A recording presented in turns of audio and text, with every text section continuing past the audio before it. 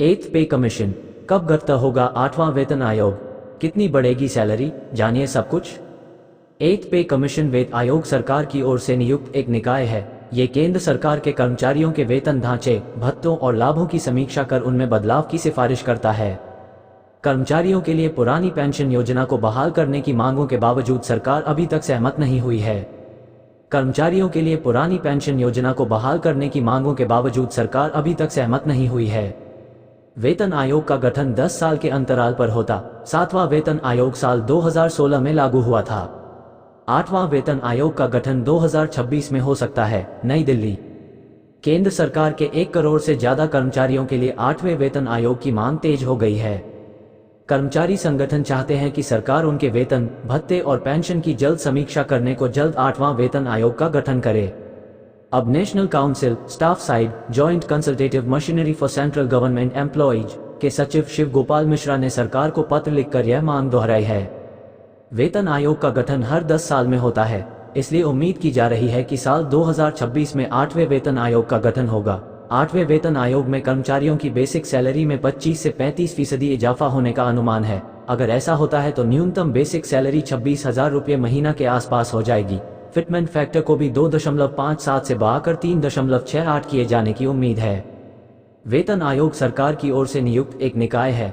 ये केंद्र सरकार के कर्मचारियों के वेतन ढांचे, भत्तों और लाभों की समीक्षा कर उनमें बदलाव की सिफारिश करता है। यह मुद्रास्फीति जैसे बाहरी कारकों पर विचार करते हुए आवश्यक समायोजन का प्रस्ताव करता है। हर 10 साल में यह आयोग बैठक करता है। 28 फरवरी 2014 को तत्कालीन प्रधानमंत्री मनमोहन सिंह ने 7वें वेतन आयोग का गठन किया था।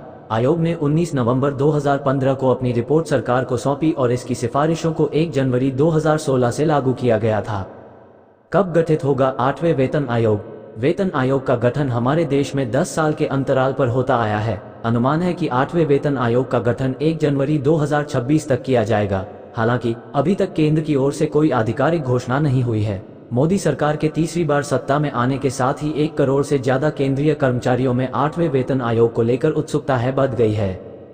कर्मचारियों ने दिया नया proposal. Joint consultative machinery for central government employees के सचिव शिव गोपाल मिश्रा ने कैबिनेट सचिव को लिखे पत्र में मौजूदा आर्थिक परिस्थितियों को देखते हुए नए वेतन आयोग का तत्काल गठन करने की मांग की है। उन्होंने कहा कि 2015 के बाद से सरकारी राजस्व दोगुना हो गया है, टैक्स कलेक्शन में भी बढ़ोतरी हुई है, लेकिन केंद्र सरकार के कर्मचारियों के वेतन में महंगाई के हिसाब से वृद्धि नहीं हुई है।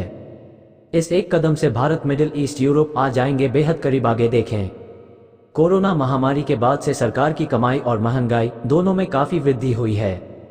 महंगाई ने कर्मचारियों और पेंशन भोगियों की क्रय शक्ति को काफी कम कर दिया है। इसलिए अब जल्द से जल्द 8वें वेतन आयोग का गठन कर कर्मचारियों के वेतन भत्तों को संशोधित किया जाए। मिश्रा ने कहा कि पिछले 1 दशक में केंद्र सरकार के कर्मचारियों की संख्या में लगभग 10 लाख की कमी आई है। इससे मौजूदा कर्मचारियों पर काम का बोझ बढ़ गया है।